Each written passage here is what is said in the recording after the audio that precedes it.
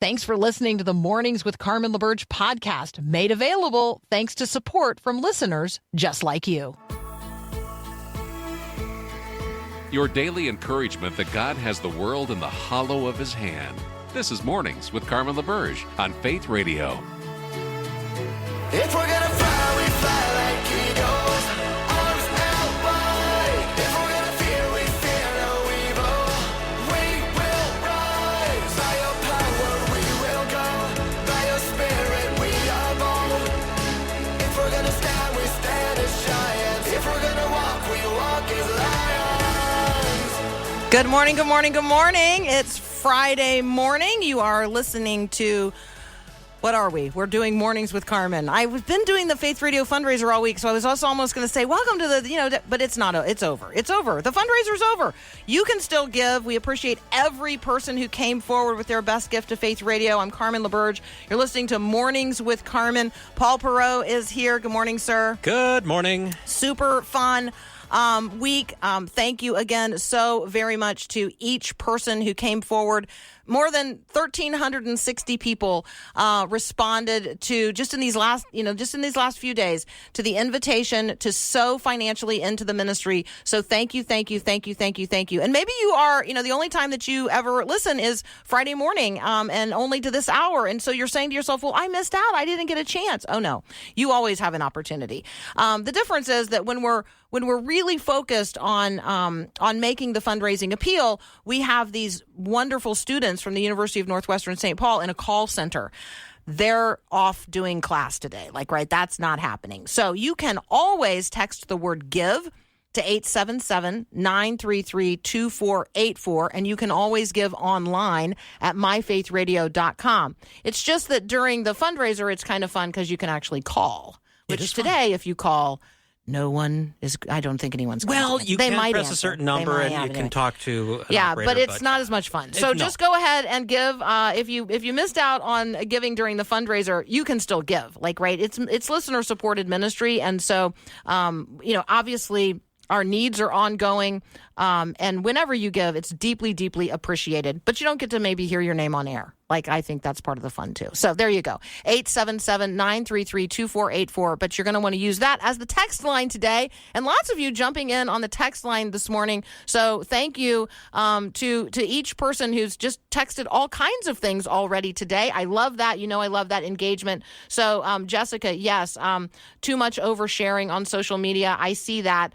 And then those of you that are recommending some print editions in response to the conversation that we had a few minutes ago with Chris Martin about what we consume in terms of media content and social media as well. So if you missed those, you can check them out on the podcast. Again, you can find that at myfaithradio.com, on the Faith Radio app, all the places. So thank you for sharing the ministry with somebody else.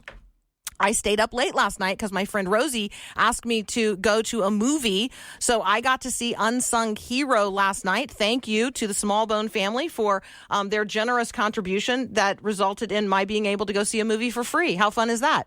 I know. There you go. So if you haven't seen it already, I'm going to recommend it. I don't often recommend movies because, you know me, I don't often see them. But this one, I can say, first of all, I love Rebecca St. James. I love For King and Country. You get their family story. You get to see how God answered prayers. You get to have a window into how God not only brought them to the United States of America, but how he provided for their needs. You get to meet some people who influenced them along the way. You get to see how God answered prayers through individuals, and you get to know their heart. And so I probably couldn't more highly recommend a movie than I can recommend this one. And we're going to talk with our friend Adam Holz from Focus on the Family's Plugged In here in just a moment about other movies that he's recommending and things that are happening in the world of media. But I know that there are some of you who are hoping that I was paying at least some attention last night to the NFL draft. I know, because you know me, I'm a multitasker and I'm here for you. And you didn't stay up maybe and watch the NFL draft. And so you're wondering how your team did and who you got and what's going to be happening. The first round of the NFL draft did hold the attention of many, many people across the country last night. I don't really know what to tell you other than it was a very offensive night. Like the offensive players were really, really highlighted. Caleb Williams went to Chicago. But I guess the most surprising pick of the night, the Atlanta Falcons picked a quarterback, Michael Penix Jr. And you're saying to yourself, everyone that lives in Minneapolis just threw their hands up in the air because they're like, wait a second. Just 6 weeks ago, they took our guy, right? Kirk Cousins. They signed him to a 4-year, $180 million contract, just a few weeks ago. And so you're like, why do they need another quarterback? Why did the Falcons pick a quarterback in the first round? Well, I don't know. That drama will unfold, I'm sure, in the future.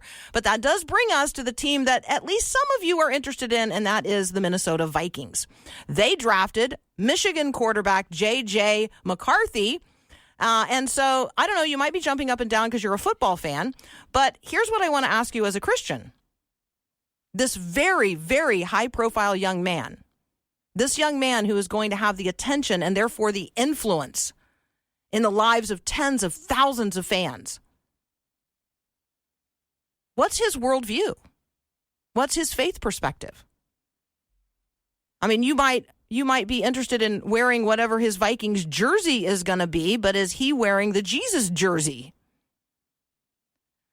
So he was raised in a Christian family. We do know that. But if you listen to him talk about his own spiritual practices, you are going to hear about the practice of transcendentalism.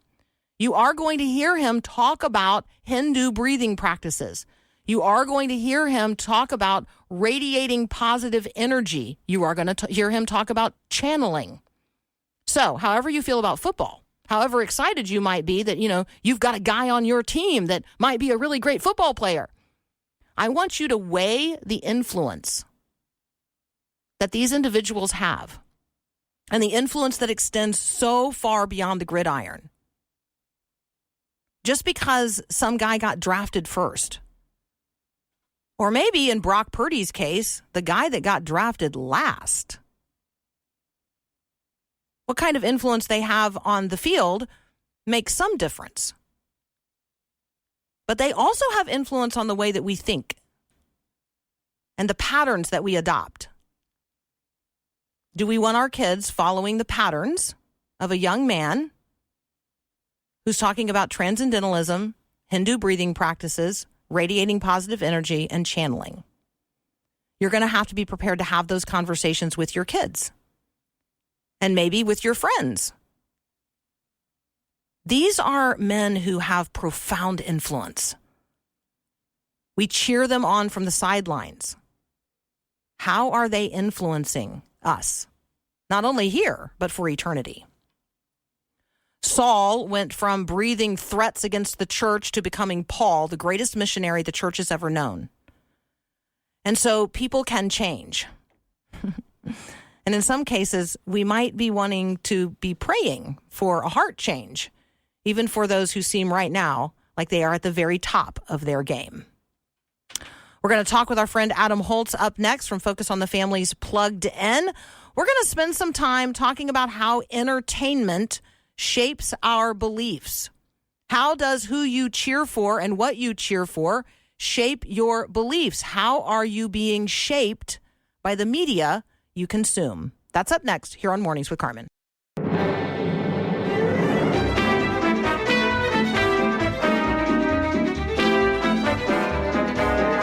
All right, that music means our friend Adam Holz from Focus on the Family's Plugged In is here with us. Good morning, Adam. Good morning, Carmen. How are you today? I am wonderful. I'm fabulous. There was an absolutely stunning sunrise where I am today. How about you? Oh. Have you even looked outside? No, I have not. Okay. During the break, we're going to send you to the window. How's that sound? Okay. Because you're probably in a box right now, right? I'm in my basement. Exactly. So, this is what I'm thinking. Yeah. Okay, but we're sure that in Colorado, the sun is rising. The sun has risen here in Minnesota. We just heard from Chris Martin a few minutes ago. The sun is up in Tennessee. So I'm thankful that you're with us right now as the sun rises, and we all declare our faith in the one in the sun who rose. Adam, tell us a little bit about some reviews posted right now at Focus on the Family's Plugged In, so you guys can check out what we're talking about today at pluggedin.com. I saw Unsung Hero last night, so I want to know what you thought about it. Yeah, I mean, it's so great to actually have a conversation where we've both seen a movie, because that, as you mentioned, doesn't happen very often. No. Uh, Unsung Hero is the story of the Smallbone family, and you gave a pretty good summary of it. This is a family. David Smallbone was a concert promoter in Australia in the late 1980s, early 1990s. He makes a big bet on promoting Amy Grant's tour. It's going to cost him $1.2 million to, take care of everything involved with it. His wife, Helen, is somewhat apprehensive, and there's a recession, and they lose everything.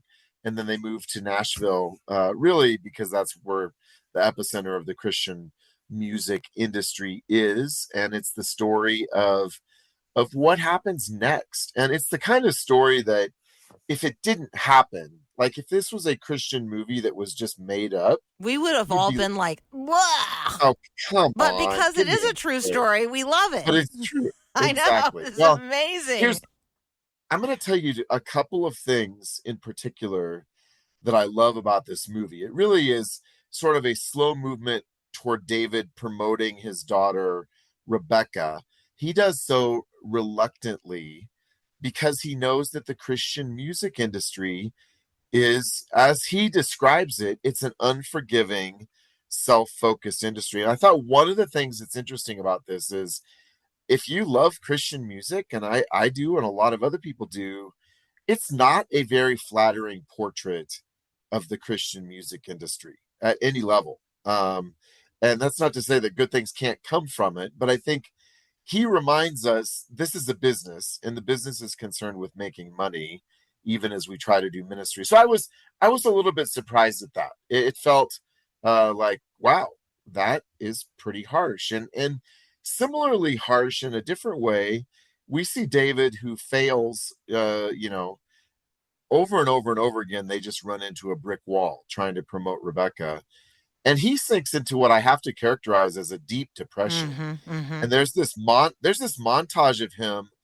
He can't even get out of bed for what feels like weeks. I don't know how long it was in real life. And then he and his wife have a flat out fight. And they don't use profanity, but it ends with her slapping him in the face. And that felt pretty raw. Like, as Christian movies go, we like to keep things sort of in, generally speaking, Hallmark territory, kind of neat and tidy. And here you have a wife challenging her husband's pride, his self-absorption, his own self-pity. And I thought that was a pretty remarkable scene. And you understand where David's coming from. His identity is invested in providing for his family, which he desperately wants to do. But he's humbled. This is a man who's humbled. And in the midst of it, God works, God provides. So I thought there were some wrinkles here that really set this apart from a lot of other Christian movies that I have seen. Yeah. And if go ahead. Go ahead. No, go ahead. If you know the music of Rebecca St. James, and you know the music of For King and Country, you also have all of these moments throughout the film where you smile because you're like, oh, yeah, there's the inspiration for that song. Oh, there's exactly. And so that is really, really sweet. I also thought, the fact that Joel Smallbone plays his dad. And so does those things and says those things that he remembers as a child. That is really profound as well. So I think that you and I are both highly recommending Unsung Hero. Totally. Even though see it. Yeah, go see it, but also recognize that, kids are kids. And so as kids are watching this kind of family drama play out, kids have probably seen you fight as parents. I'm also hoping they have seen you reconcile in the ways that these parents did. Kids have been hurt by us. I hope that you have apologized to your kid in the same way that Joel or that David Smallbone apologizes to his kids. I hope that, you learn some things from them in terms of taping the prayer request to the wall in terms of please, and then moving them over to the thank you column when God answers those prayers. There's really some profound things in the movie that are really, really, really sweet. All right. Yes, I Carmen, do see. Yep. Mm-hmm. One other really brief thing. If you're planning on seeing this movie, go this weekend. The first weekend is so important for Christian movies because it really sets the tone for what the box office is going to be. So don't wait. And I don't just straight up promote things very often, but go. Yeah, this is so good. I love all of you checking in on the text line. Keep those pictures of the sunrise coming. Really, really stunning. Thank you so much. 877-933-2484. You're listening to Mornings with Carmen. I'm Carmen LaBerge. More with our friend Adam Holz from Focus on the Family's Plugged In up next. Anne texted me, and then we had a conversation on the phone. She's 86 years old, and her husband Bob is 96. She listens to the podcast every single day, and she gets a lot of encouragement for her walk of faith in the midst of a life that has grown difficult and weary in many ways. Anne has a Faith Radio story, and so do you. If Faith Radio is a part of your daily journey with God, we'd love to hear your story. Share how God is using Faith Radio to encourage you and help you grow at myfaithradio.com. And who knows, maybe Anne will hear your story and be encouraged as well.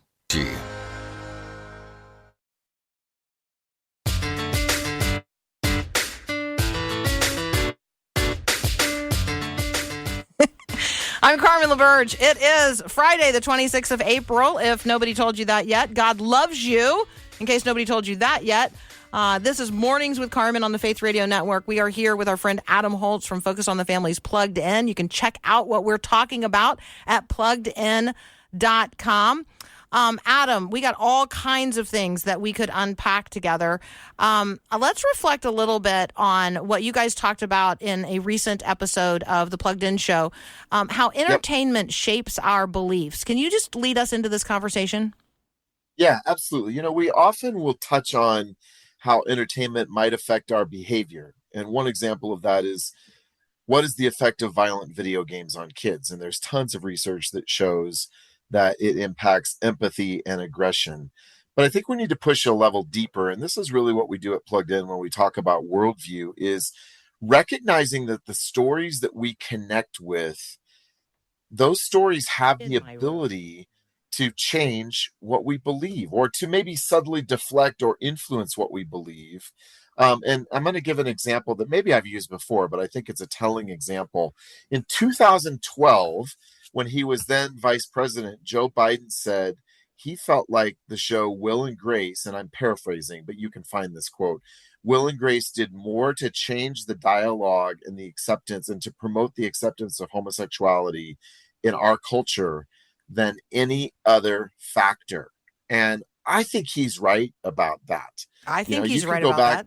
I mean, that was my, that's my growing up. That's me right there. Yep. Exactly. And so I think that is maybe a lightning rod example, but when we look at current polls or in surveys that show that up to maybe as much as a third of Gen Z identifies as, somewhere on the LGBTQ spectrum, how did that happen? Well, it happened because of a constant drumbeat of normalization of a particular behavior that over time changes beliefs. And so a couple weeks ago, the cartoon Bluey came out, and there was a reference. Bluey has a dog in it. Bluey has like a blue dog. Okay, go ahead. Right. I mean, not everybody listening is like, in that's great. That's age great. and stage. It's an Australian animated show for kids. The last episode of the third season has a character who references his two moms.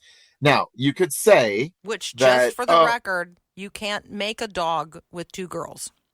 Cinnamini is going to have to find a boyfriend if we're going to have puppies at our house.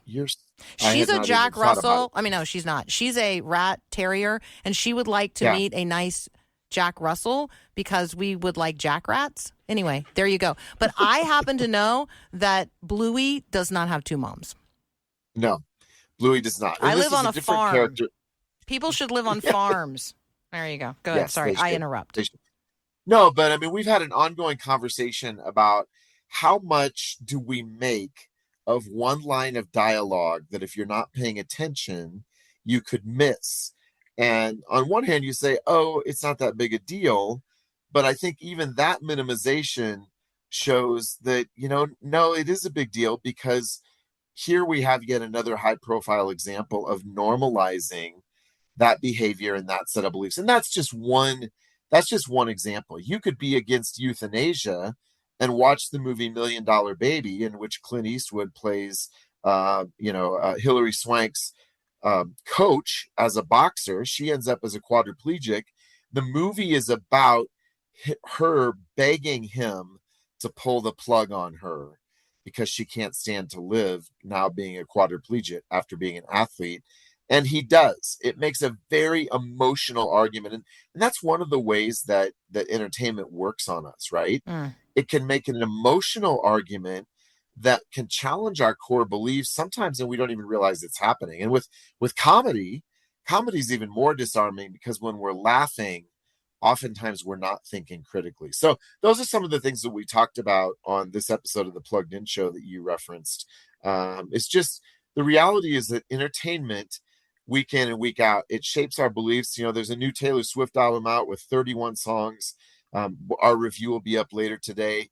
Taylor Swift says some really critical things about the church, and she has what I would describe as a transcendent perspective on romance. She is looking for salvation in a romantic relationship, and it's not going to work, but she keeps doubling down incredibly hard on that worldview. Well, if you're a 13-year-old girl digesting those 31 songs, plus the 273 songs that she released before that, that worldview gets inculcated and over and over and over beaten into your head. My daughter, her best friend, listened to one Taylor Swift song 8,000 times last year because Spotify sends a report at the end of the year on your most listened to song, right? Yeah. What happens when you listen to a Taylor Swift song 8,000 times in a year as a 14-year-old girl? I mean, what would happen? What would happen if you listened to "How Great Is My God" 8,000 times? Right. Like we know that music, if it doesn't just inform us, it forms us. And so, yeah, I mean, if you listen to anything 8,000 times, it's going to form you. All right, I'm going to let you land the plane. I don't know if we can do it with Shogun, but there you go. Go ahead. Well, Shogun obviously was a miniseries and a book by James Clavell that I think came out in the 70s. There was a miniseries in the 80s starring Richard Chamberlain. It was recently remade. I forget which network it was on, but his daughter has come out and said, this is a story about honor and sacrifice. And it's a story that, I'll be fair, has a lot of content too. So don't just rush out and watch it. Check out our full review first. But she feels like those are really important topics to be discussing right now and that they're still resonant in our culture. And I think that's a pretty interesting observation, Carmen. Yeah, absolutely. All right. We have like 1 minute on each of these topics. VeggieTales is returning, kinda. VeggieTales is returning, kinda. Yes. Co-creator Phil Vischer has given us a sneak peek of a new show idea that, it kind of feels like VeggieTales. And it was released on the Phil and Mike show, and they're continuing to create this thing where I'm not characterizing it very well, but it has a VeggieTales kind of vibe to it, of these two characters named Phil and Mike. And the animation style will look familiar. And if you know Phil Vischer, he is an incredibly creative person. And the story of Phil Vischer and VeggieTales is one of tragedy and triumph and everything else. So he's coming back. So keep an eye out for the new show, Phil and Mike. All right. And then a minute on The Chosen, season 4. Yep. When? It was going to be streaming in the next 4 to 7 weeks. And there's been some sort of under the radar controversy legally. Dallas Jenkins, the creator, has indicated there have been some conflicts behind the scenes regarding the streaming rights that they've been trying to sort out. But apparently it's coming in the next month to 2 months. All right. Your part of this is to yell VeggieTales at the appropriate time. If you like to talk to tomatoes, if a squash can make you smile, if you like to waltz with potatoes up and down the produce aisle, well, I got a show for you. VeggieTales, VeggieTales, VeggieTales, VeggieTales. VeggieTales. Okay. Yep. Broccoli, celery, gotta be VeggieTales. lima beans, collard greens, peachy keen. VeggieTales. Cauliflower, sweet and sour, half an hour. VeggieTales. All right, there you go. You Hey, clearly Carmen. you need some work on this, man. Oh, I'm sorry if my enthusiasm level was too low. Can I sing "No Hair for My Hairbrush," which is Yes. my favorite Go. soul song? Go. With no hair for my hairbrush, no fair for my hairbrush, no hair, no hair, no hair, no hair, no hair, no hair, no hair, no hair, no hair. My little hairbrush. So there you go. I think you need to work on that there, Adam. All right. Fair enough. Sing your favorite VeggieTales song as you're doing whatever you're doing right now. Not everyone has a water buffalo. Is big in our family as well. Right. Adam, as always, thank you for the joy that you share, that you bring. Thank you for the insights that you guys lead us into at pluggedin.com. We really appreciate it. You bet. Thank you, Carmen. Yeah, absolutely. All right. That is Adam Holz from Focus on the Family's Plugged In. What are you singing now? What are you singing? Do you have a favorite VeggieTales? Kim on the text line says, I do love that you just randomly sing things with people. Yes, well, poorly as well. All right. So I hope you're up and Adam this morning on this Friday, April the 26th. You're listening to Mornings with Carmen. I'm Carmen LaBerge. Our Faith Radio Spring fundraiser just came to an end, but look at you guys still giving. Thank you for the gift that just came in online at myfaithradio.com from a friend in Brooklyn Center, Minnesota. And Gabriel from Minneapolis giving for the very, very first time. Gabriel, we see your prayer request. Man, we're right there with you. We're going to encourage you in your walk of faith today that you would be rooted and grounded in love and that you would grow up today in every way into Christ who is the head. Thank you for your partnership in the ministry. Gabriel went online to myfaithradio.com and gave his best gift. So the Faith Radio Spring Fundraiser is technically over, but obviously the window of opportunity to give always open. So you could give your best gift by texting the word give to 877-933-2484 or online at myfaithradio.com.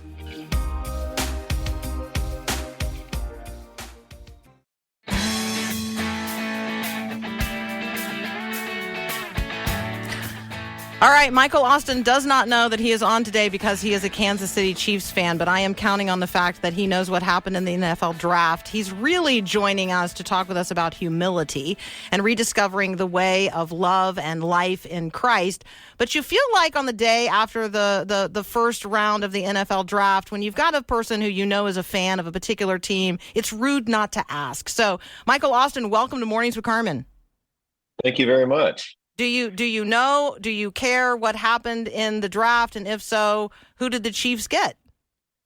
Yes and yes. And they got Xavier Worthy, who ran the fastest 40 ever at the NFL Combine. So, it's not good news unless you're a Chiefs fan. All right. Well, thank you for joining us today. You're a college professor. You've also written a book on the topic of humility, which I find so necessary in our lives. I want to talk with you today about solitude. I want to talk with you about silence. So thank you so much for being here today.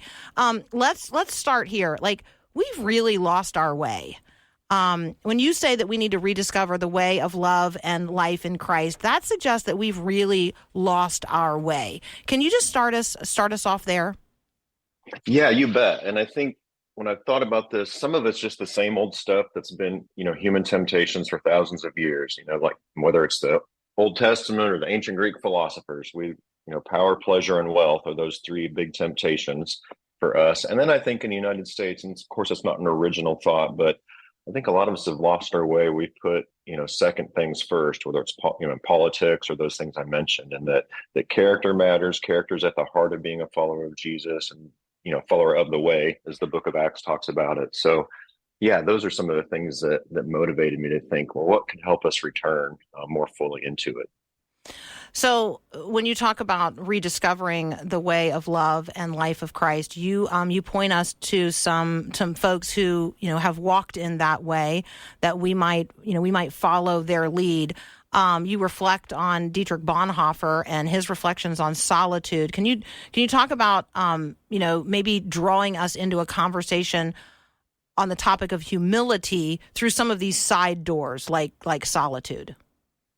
Yeah, it's really interesting when you think about solitude and silence and some of these other spiritual disciplines that, some we practice more than others, depending on your background and denomination, those kind of things. But But yeah, humility, there, it's the side door in the sense because you can't just say, I'm going to become more humble. Like we can't control that directly, but we can sort of open up parts of our lives for God to build that virtue. And I think solitude's one of them. As in my own experience, if you unplug and you just spend time alone with, and like doing nothing, like just being, then it's easier to hear God's voice. And, some of those, you get in touch with yourself and your emotions, all right, and maybe what's going on inside of you that it's easy to distract with podcasts or screens or work or even ministry activities, whatever it is. So, yeah, I think solitude can help us get back in touch with our limits, our flaws, what's actually good and not good in our lives, and then that opens up room for God to work.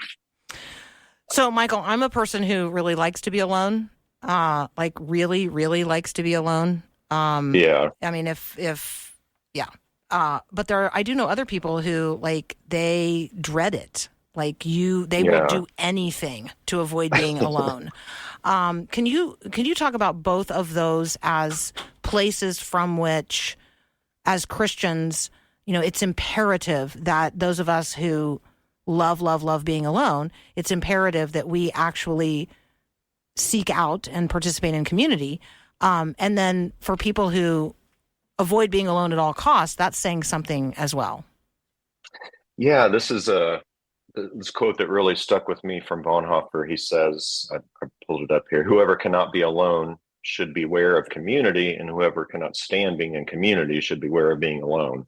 So there's sort of this, wherever you are on the spectrum, can be helpful to push yourself or allow God to take you to that other end. And I like being alone too. I remember back when the early days of the pandemic, and like, you're going to have to shut down things for 2 weeks. And I was like, that's awesome. Just 2 weeks at my house, by myself, or my wife would be there obviously too, some, but of course it lasted a lot longer. But you have these natural bent. And so I think if we can't be alone, then the question is why, and processing that with maybe some good friends and God, and thinking, okay, there's some things that maybe I'm avoiding or trying to distract myself from, and that I should actually engage God about. And then, of course, like you mentioned, people who just can't stand being in community, there's sort of that thing too. So yeah, these other extremes, we've got to move towards the other end of it if we can, because we're meant to be alone with God, but we're meant to flourish in community as well. And that's something I didn't like when I first thought my spiritual health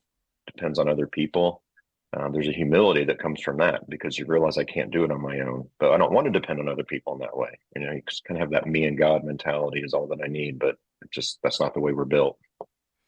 We're talking with Michael Austin. He is a professor and a writer and a speaker. He's focusing in on how spiritual formation is actually connected to cultivating Christian character. And so this conversation today is specifically about the topic of humility. It's the title of his new book, Rediscovering the Way of Love and Life in Jesus Christ.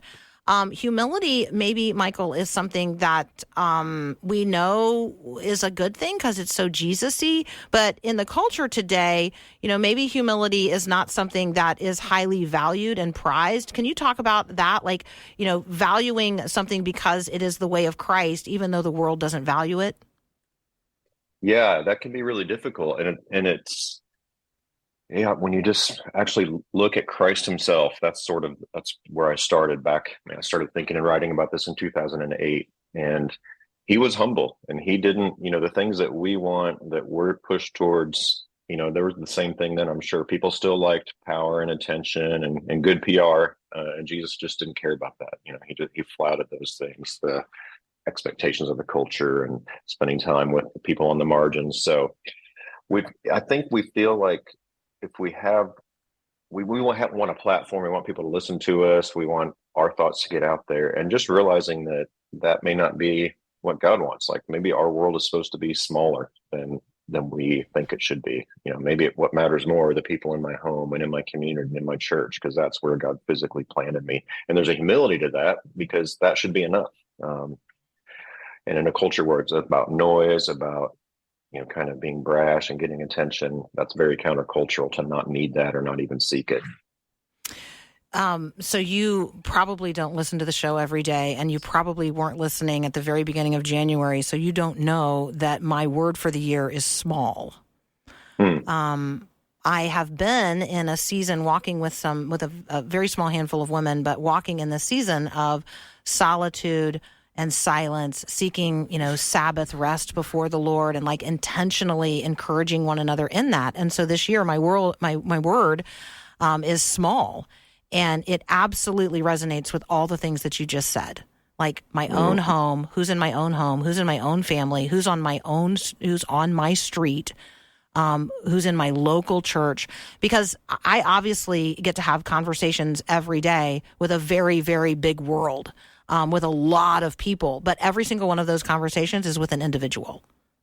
And so, considering the reality of the need to nurture my own walk of faith, and to really get intimate with God, because the temptation, of going big, right, and of you begin to imagine too much of yourself, right, and so this making less and less of ourselves and making more and more and more of God, because that's real reality. The world is super confusing on this point, and seeks to lead us into all kinds of lies. And I really appreciate the way you are leading us back to this intimacy with God, where we can know the truth of who he is and who we are in relationship to him. And because that just means we can just walk with such peace in a world of such chaos.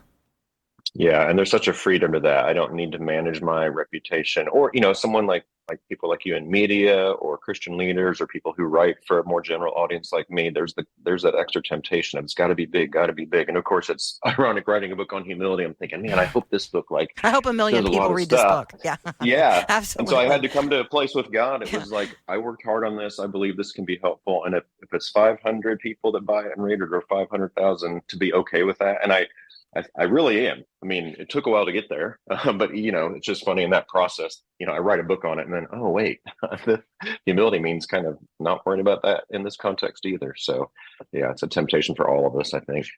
We're going to continue our conversation here in just a moment with Michael Austin. You can connect with him online at michaelwaustin.com. The book is Humility, Rediscovering the Way of Love and Life in Christ.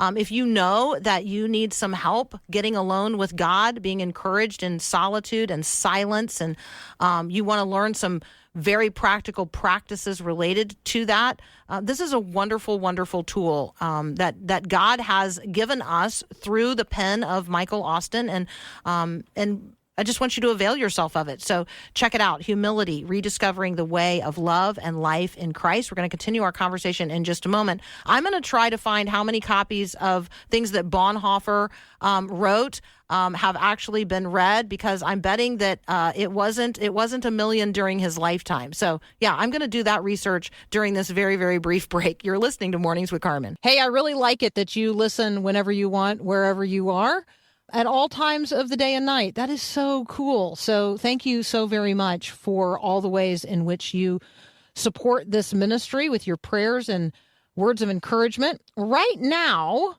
in order for this podcast to be available everywhere all the time for everyone, I actually need your help. Could you support this podcast right now so that more people in more places at every hour of every day could hear about Jesus and grow in their relationship with him? Click the link in the show notes or give now at myfaithradio.com. And thank you so much again for listening to this podcast.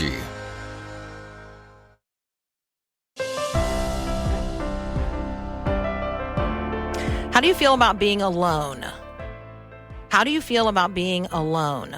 Do you crave and seek out alone time with God? Jesus did. Got away by himself with the Father frequently, right? Because he just needed that one-on-one time. He needed that solitude. How about silence? How do you silence every voice but the voice of God? Do you know how to get to the secret place? Do you know that God's waiting to meet you there right now? Do you have a practice of centering yourself in prayer? We're talking today with Michael Austin. He is the author of, most recently, a book called Humility, Rediscovering the Way of Love and Life in Christ. You can connect with Michael online at michaelwaustin.com. rediscovering.com. I'd like to talk with you, Michael, about some of your personal practices. Like when you first tried to implement solitude and silence, what was that like? What did you do to where did you start? Yeah, I think I've tried, like back in the 1990s, I read Richard Foster's book, and that motivated me. But really, it's been a while. And okay, when you say Richard, so for people who maybe that's okay, Yeah. because some folks listening, like the faith journey is totally brand new to them, so they don't know Bonhoeffer, they don't know Richard Foster. So can you, when you say, hey, back in the 90s I read Richard Foster, because so did I, right? And so when we have that conversation, what are we talking about? Yeah, so he has this, it's now a classic book called Celebration of Discipline, which was basically, it's about, I don't know, 10 or 12 disciplines, and one, including both solitude and silence. So I did some then, but it was really in recent years. Dallas, I don't even know where I got it. Dallas Willard, philosopher at USC, wrote on spiritual formation too. He talked about like solitude, but just being alone and doing nothing. Like I thought you had to do something, and sometimes you can, but there's times of just sit and I would set a timer in my little home office for 15 or 20 minutes and do nothing. And I had to set the timer because I would want to get up, or I would want, be fidgety, or it just was hard. So just sitting and doing nothing. And yeah, that was the beginning. And then I started, from doing something, it's called centering prayer. I'm not sure where this comes from in our tradition, but basically you kind of have a word you focus on to help you focus back on God. It might be love or faith or hope or just some character attribute of God, but that helped me too. And then there's like a focus, and maybe God says, here's a way you can have more faith. So yeah, but it's not easy. I mean, and I still struggle with it. I think of times where like, I don't want to do that. I've got stuff I have to get done. And then that takes us back to humility. It's because, well, yeah, but you'll 20 minutes, you can do it. The world will wait. You're not that important. So anyway, yeah, those are some initial thoughts I have. So the method of praying, that centering prayer, that contemplative prayer model, I learned that in seminary reading Teresa of Avila. Like, right? So she does the centering prayer just in relationship to the Lord's Prayer. And but she just spends days just on the word hour. Yeah. Like, would you just, right? Or and then just the word Father. And, right? I mean, so I'm just saying, you can, when you talk about centering prayer and you introduce that to people for the first time, I mean, the first time that you try to do it, if you're just going to focus on one word, people are like, what? But the more you spend time with that word, and you spend time asking God to take you deeper and deeper and deeper into what it means for him to be our Father, that when I'm praying, it's not just me, and it's not even just me and Jesus. I mean, what does it mean for God to be our Father, the God and Father of us all? I mean, it's an ocean that you can never plumb the depths of. And I think when we talk about centering prayer, there's just a lot of folks who've never even been introduced into the method. So I really appreciated that you highlight some very, very practical methodologies as well. Yeah, and these are things, you can find some of these practices in the scriptures and from Jesus, and then others are things that we've come up with. And one thing that's really freeing, and not in a weird or bad way, but as Dallas Willard talks about as well, to be willing to experiment in the spiritual realm, and not in a strange way, but just try a practice. And if it doesn't work for you, then do a different one, because the way we're constructed, some things can be really helpful. Like there are times in my life when journaling has been really helpful, and there are times where I'm just like, it's just not there. So I do something else, because the point's not to get good at the practice, right? The point is to, it's that transformative union with Christ. And these are ways that, people that have gone before us, like Teresa of Avila, I recently read her book as well, and they can guide us and help us, because they learned the hard way by actually doing this kind of thing. So yeah, I love that. I think experimenting in the area of prayer is really so helpful too. Maybe you feel like your prayer life has gotten stale. All right, well, get out and take a walk.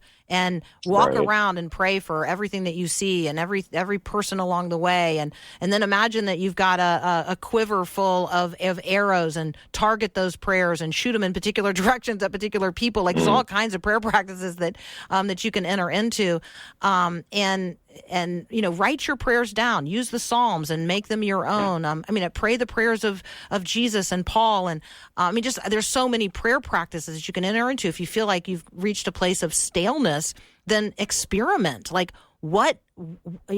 use prayers that other people wrote, or enter into community prayer, communal prayer. Like there's just try a different posture of prayer. Or a different place where you pray, or a time of day. So we want to invite you. I think, one of the things you're stimulating, and I appreciate this, Michael, is the invitation to rediscover the way of Jesus. Like let's just spend some time being humble enough to recognize that none of us is there yet, and that none of us has gone as deep as we could go, or as far as God is inviting us to go. And so if you want to deepen and sweeten your walk of faith with Jesus, maybe it's time to rediscover humility. That's the title of the book, Humility, Rediscovering the Way of Love and Life in Christ. Michael, anything you want to say here as we conclude our conversation? No, I think that's great. I would say God gave us an imagination, and those are some of the ways to use it in a healthy way.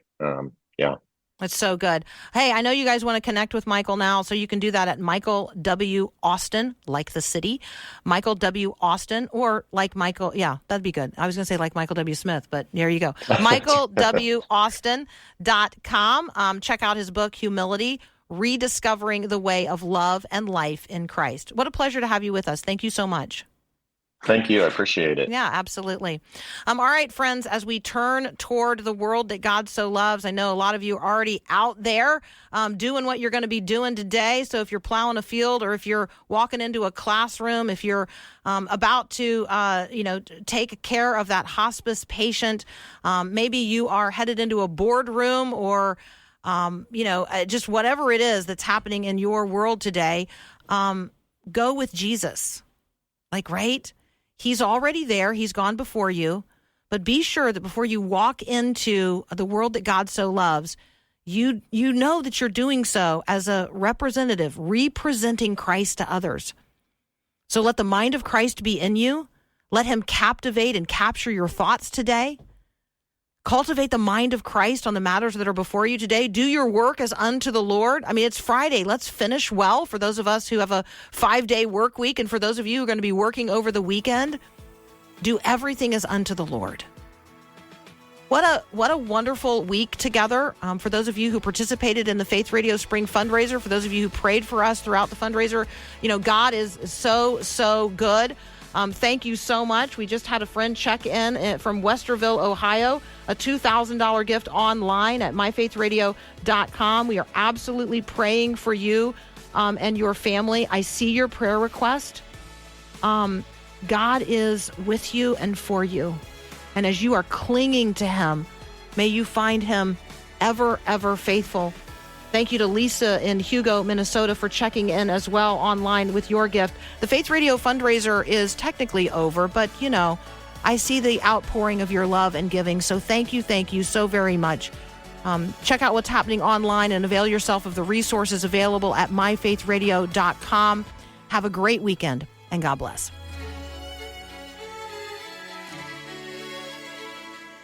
Thanks for listening to Mornings with Carmen LaBerge. Podcasts like this are available because of your support.